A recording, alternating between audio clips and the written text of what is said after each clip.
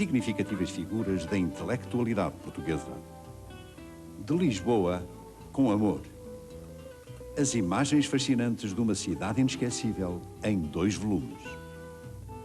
De Lisboa, com amor. Principais casos noticiosos do dia no Jornal 2 com João Fernando Ramos. Aceita o convite do professor José Hermano Saraiva para fazer uma visita guiada à Vila Raiana de Porto Alegre no seu programa Horizontes da Memória e descubra as suas tradições e alguns aspectos surpreendentemente originais. O tema vai ser na Serra do Barroso, em Monte Alegre, e vamos assistir nem mais nem menos que a uma chega de touros.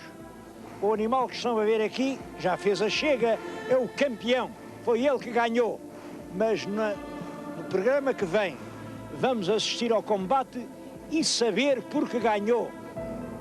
Horizontes da Memória, hoje à noite, na RTP2.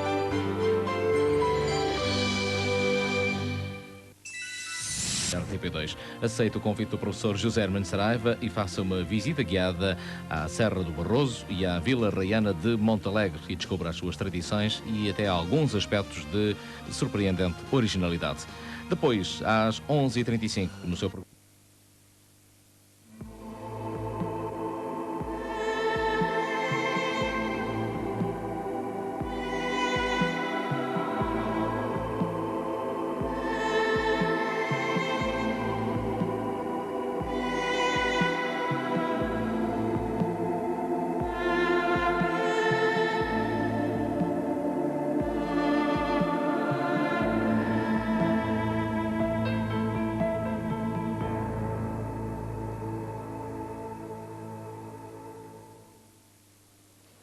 Senhores telespectadores, o nosso programa de hoje vai decorrer numa das regiões de maior beleza natural que existem no nosso país.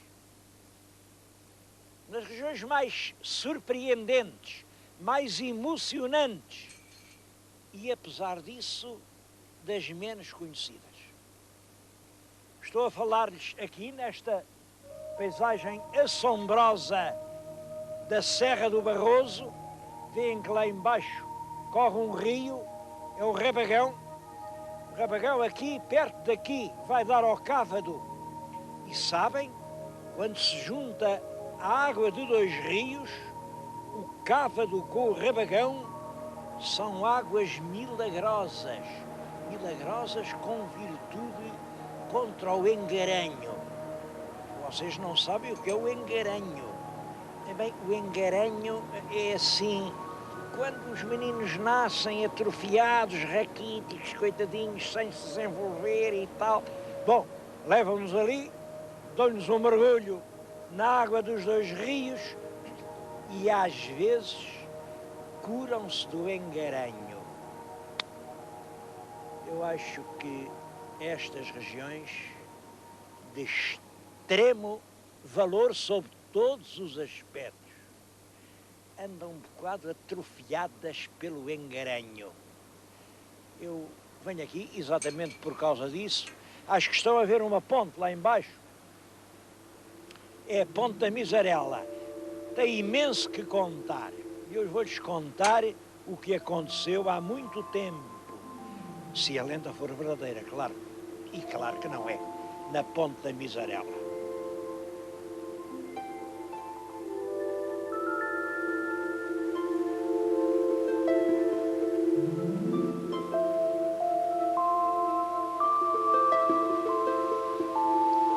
Este lugar da Ponte da Misarela é realmente um dos grandes sacrários da mitologia transmontana. Vê a ponte? Como foi possível construí-la? Bom, logo aí aparece a primeira lenda. E a lenda é esta. Daquele lado vivia há muito, muito tempo um terrível salteador que tinha alma negra de pecados. Tinha roubado, tinha violado, tinha assassinado. A vida dele era um montão de crimes, mas mesmo assim, à hora da morte, teve um grande clarão, arrependeu-se e disse: venha um padre, que eu quero confessar-me. Bom, este grito aflitivo do criminoso reboou por estas montanhas: venha um padre, venha... E um sacerdote que estava aí numa capela longe ouviu, vestiu a sobrepeliz, pegou na caldeirinha e no hisope e vem a correr por esses montes até que chegou aqui. Quando chegou aqui, olhem para estes abismos. Como é que, por mais santo que seja um homem, como é que um homem vai vencer estes obstáculos? Bom, ele olhou, pegou no hisope, atirou para o outro lado e disse: olhem, seja Deus, seja o diabo. Então não é que, mal as palavras eram ditas, apareceu feita esta ponte? Até hoje ninguém sabe se foi o diabo, se foi Deus quem pôs aqui aquelas pedras. A verdade é que desde há muitos séculos, nem se sabe bem quantos, a ponte serviu para tanta coisa, era o caminho de Santiago. Agora, isto é claro, isto é uma lenda popular e uma lenda engraçada. Uma lenda que representa que esta gente aqui do Barroso não sabe bem se há de encomendar mais a Deus se ao diabo.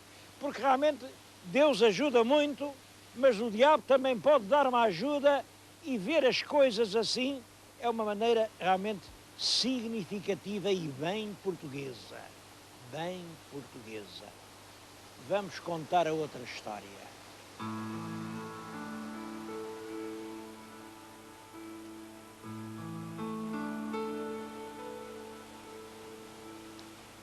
Não é uma pura lenda, mas uma tradição que ainda hoje está viva.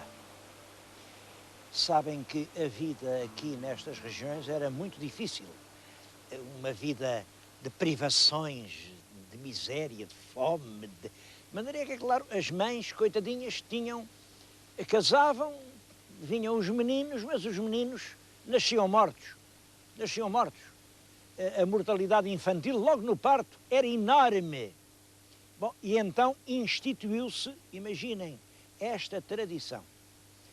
As mulheres tinham o primeiro nado morto, tinham o segundo, e aí ao terceiro ou quarto, vinham para aqui exatamente para esta ponte, com os maridos. Chegavam ao pôr do sol, agasalhavam-se aqui junto destes muros, faziam uma fogueirinha, porque estava aqui muito frio. Acho que se olharem para este muro, ainda veem aqui as pedras enegrecidas por uma fogueira que foi feita há poucos anos. E depois do pôr do sol, quando a noite já era cerrada, esperavam pela primeira pessoa que atravessasse a ponte. E o primeiro vinha andando, vinha lá, e quando chegava aqui, eles pediam-lhe, traziam já uma caneca de barro preto com uma baraça, e pediam-lhe que, do alto da ponte, deitasse a baraça até ao rio para vir cheia da água do rio. E com essa água deitavam-na sobre o ventre desnudado da mulher e proferiam estas palavras: eu te batizo, criatura de Deus.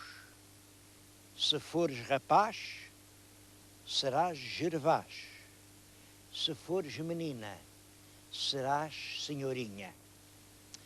Gervásio e senhorinha são os nomes de duas figuras verdadeiras e tidas como santas aqui perto, em Cabeceiras de Basto. Por isso, aqui, até há pouco tempo, havia imensos Gervásios e imensas senhorias ou meias senhorinhas, porque tinham sido gente que tinha recebido a vida aqui das águas deste rio.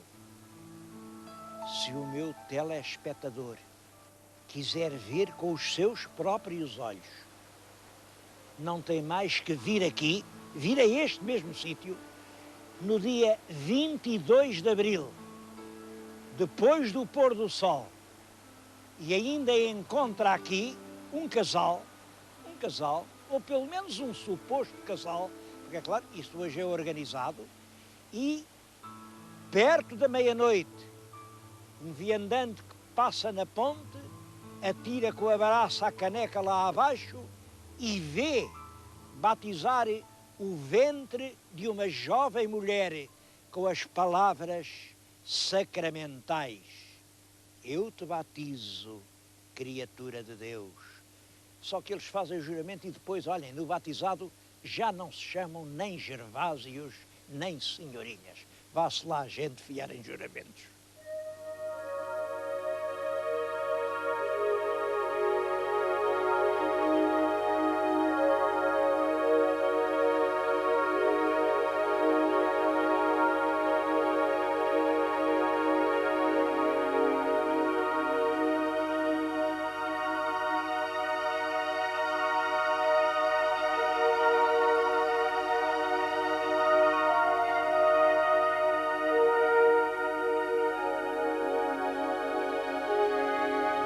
Mas o motivo de maior celebridade da Serra do Barroso era o gado barrosão. O meu telespectador está a ver aqui na frente algumas vacas, são exemplares muito belos, são ainda puros exemplares do gado barrosão. Hoje a gente percorre a serra e ainda vê umas centenas de exemplares. Devo dizer que isto, olhem, para lhes dar um exemplo concreto, entre os meses de janeiro e julho de 1882, portanto há pouco mais de 100 anos, foram exportadas para a Inglaterra 16 mil cabeças. Devo dizer que hoje em toda a Serra do Barroso não vamos encontrar 16 mil cabeças de gado vacum. Isto é muito importante por muitas razões. É que era esta espantosa abundância do gado que fez a riqueza da região. Esta gente vivia do gado. Mas foi o gado que fez o prestígio e a fama da cidade do Porto. Era pelo Rio Douro, pela cidade do Porto, que se exportava o gado da Serra do Barroso. Naturalmente, não se exportava vivo, exportava-se já salgado em pipas, as tripas ficavam no Porto, daí que a gente ainda hoje chame tripeiros aos portuenses, e o gado ia para a Inglaterra. As cruzadas, eu penso que as cruzadas que passaram por Portugal eram alimentadas com salmoura feita com as reses da Serra do Barroso. Tudo isso passa, o tempo é mudança, o tempo está sempre a mudar. Hoje é a Câmara e enfim, as entidades que estão a tentar conservar este tesouro que é o gado barrosão, e fazem bem. São animais lindíssimos, têm nomes, e estes nomes também vêm de há séculos, continuam a chamar-se, hoje como sempre, é a briosa, é a galanta, a dourada, a vermelha, a laranja, imaginem, laranja, a galharda, a oliva. Curioso, isto são as vacas, porque ao boi chama-se simplesmente o Barroso. E um Barroso, um grande touro Barroso, é qualquer coisa. Acho que foi o Torga que lhe chamou um deus de cornos e testículos. É emocionante ver o boi do Barroso. Todos esses tempos, o que chegou até nós foi a chega. A chega é uma coisa... Hoje é um espetáculo. Chegam a cobrar um conto de reis para ver uma chega. O que é a chega? A chega é pegar em dois bois famosos pela sua valentia, chegarem-nos, quer dizer, tocarem um no outro. Acho que é daí que vem a palavra chega-lhe, chega-lhe, chega-lhe, bate-lhe. Aqui, quando os animais estão a medir forças, o povo à volta diz, chega-lhe, chega-lhe. Triunfa o mais forte e o mais fraco. Geralmente termina essa noite abatido no matadouro.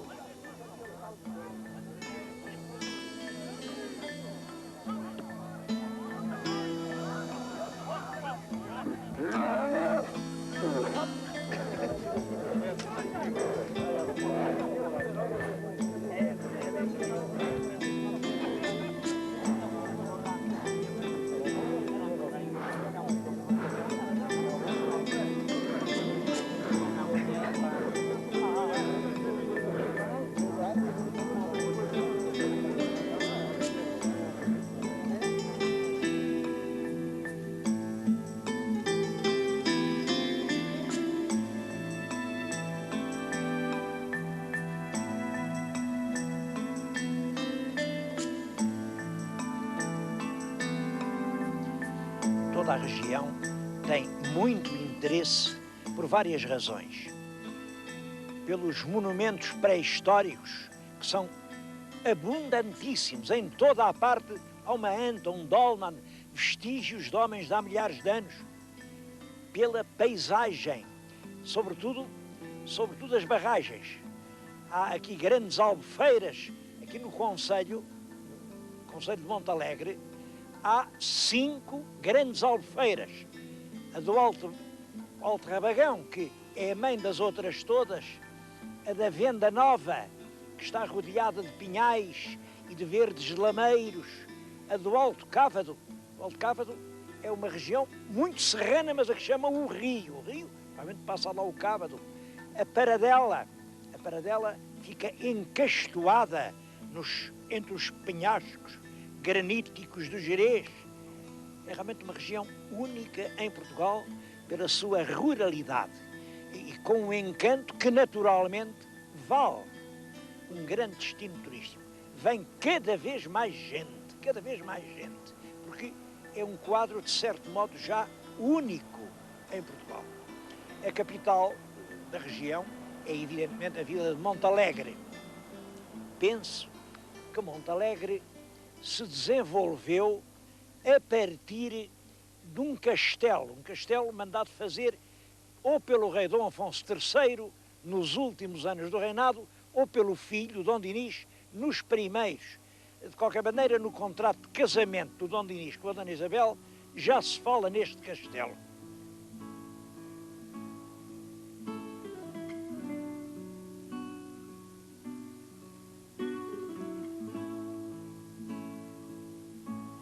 O Castelo de Montalegre é uma das mais importantes construções militares portuguesas da Idade Média.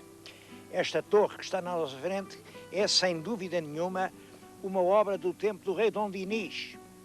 Como veem, é uma belíssima torre, tem 27 metros de altura. Bom, agora todo o castelo está em obras, porque a Câmara Municipal, de mãos dadas com o IPAR, projeta instalar aqui uma espécie de sala de visitas de Montalegre. Eu acho isso muito bem, muito bem. E até gosto de ver um lugar onde só ouço dizer bem do IPAR. Bom, o castelo foi posto aqui, provavelmente, por estar na fronteira. Aqueles montes que ficam atrás de mim, para além deles, é a Espanha. E, portanto, para conter eventuais invasões vindas do lado de lá, portanto, vindas do reino de Castela, El Rei mandou pôr estas torres. Na realidade, elas nunca travaram nenhum combate e não há, assim, nenhum feito heroico que eu lhes possa contar. Vamos até à fronteira.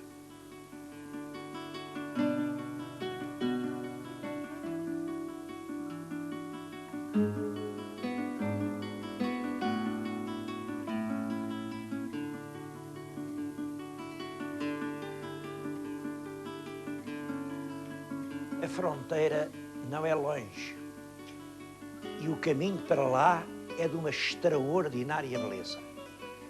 Atravessam-se aldeias de granito, grandes serranias, povoações que se confundem entre o granito dos montes.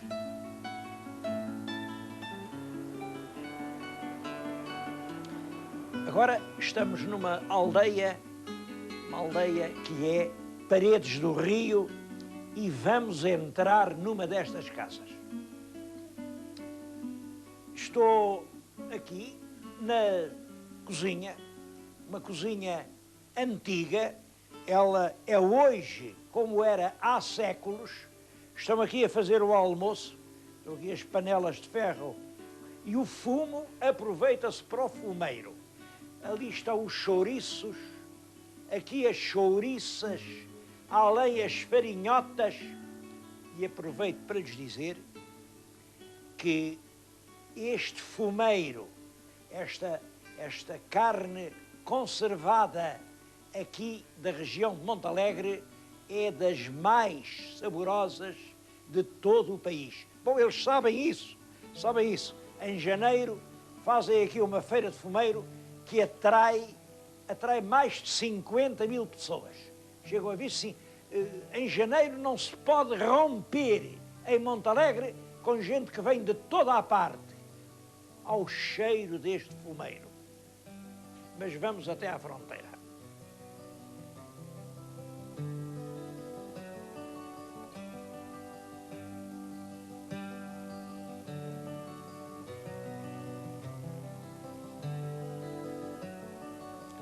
A fronteira fica aqui.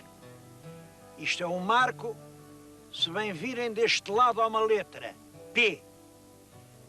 Deste lado há outra letra, E. Para aqui é Portugal, para além é a Espanha. E este é o marco 101. Os marcos ficam de 100 em 100 metros. Estou a ver além o outro marco, portanto, quer dizer, a fronteira, o que separa Portugal da Espanha, é esta linha. Devo-vos dizer que a vida de um lado ou do outro é igual, as aldeias não se distinguem e os povos vivem como irmãos, com amizade, com casamentos, portanto, o castelo de Montalegre nunca teve propriamente uma função guerreira.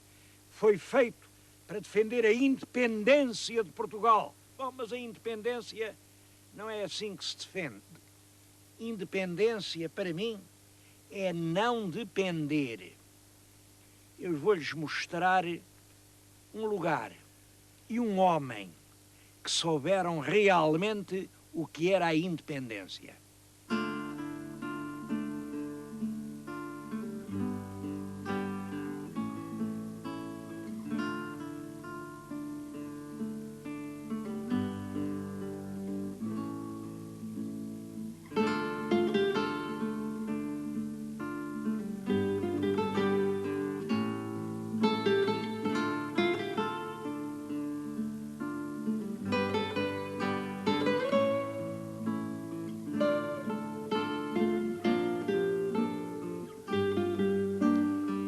O homem que está junto de mim chama-se João Machado. Nasceu aqui em Montalegre em 1965. 65, tem, portanto, agora 33 anos. 33 anos. E já tem uma história para contar. E a história é esta. Nasceu aqui, foi uma criança como as outras, matriculou-se na escola, fez até ao 11º ano, foi um bom estudante, só que, quando a escola acabou, não havia, na vila e termo de Montalegre, nenhum sítio para ele. Não havia um posto de trabalho. Ele não encontrou aqui maneira nenhuma de se empregar. Bom, e então, em 1988, exatamente em 88, decidiu emigrar. Emigrar, foi para os Estados Unidos da América, andou por lá 11 anos e voltou, por um lado, agradecido ao grande país que tinha um posto para ele trabalhar. E tão agradecido que trouxe uma bandeira, isto é uma bandeira verdadeira, está ali emoldurada, a bandeira americana. Mas ele não tinha perdido a noção e a consciência de que tinha nascido em Montalegre. E das primeiras coisas que fez foi chegar aqui e comprar uma croça. Ele vai mostrar a croça. A croça é o trajo dos habitantes desta terra desde há milhares de anos. Penso que os pastores do Neolítico por aí andavam, não se vestiriam de outra maneira. E com as economias que tinha granjeado no trabalho, comprou aqui uma coisa que era um palheiro ao lado do castelo. O palheiro foi reedificado e ele instalou aqui um lugar, um café, é o bar Piano, que hoje é o local de reunião das pessoas de Montalegre. Não é difícil desejar-lhe e augurar-lhe um grande futuro, porque é evidente que o futuro de Montalegre está no turismo e que o centro do turismo de Montalegre vai ser no castelo. Agora aqui, ele que não tinha um posto de trabalho já tem 5 empregados. Quer dizer, ele arranjou 5 lugares para 5 homens como ele. Estou-lhes a contar isto e alguns dos meus telespectadores mais críticos estão a pensar: bom, mas é que não se confunde independência pessoal, que é o que o João ganhou, com a independência nacional, que é o que este castelo servia para garantir. Não se confunde. Uma nação é uma coisa e um homem é outra, mas toda a nação é feita com homens e com mulheres. E se os homens não forem verdadeiramente independentes, se as nações não tiverem um lugar para que cada um dos seus filhos possa trabalhar e não tenha de emigrar, se assim não for, a independência nacional também não vai longe. É por isso que eu penso que este homem, esta croça que ele veste, este lugar onde estamos, são uma lição para todos nós.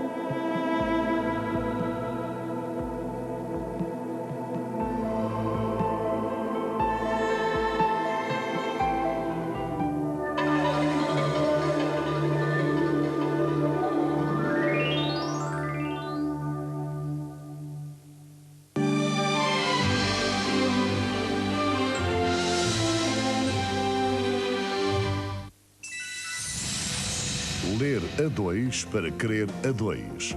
Francisco José Viegas abre-lhe as páginas para uma hora de discussão, de debate e de conversa sobre livros e sobre aquilo de que os livros falam. O encontro fica marcado. Ler para crer. Terça-feira à noite, na RTP2.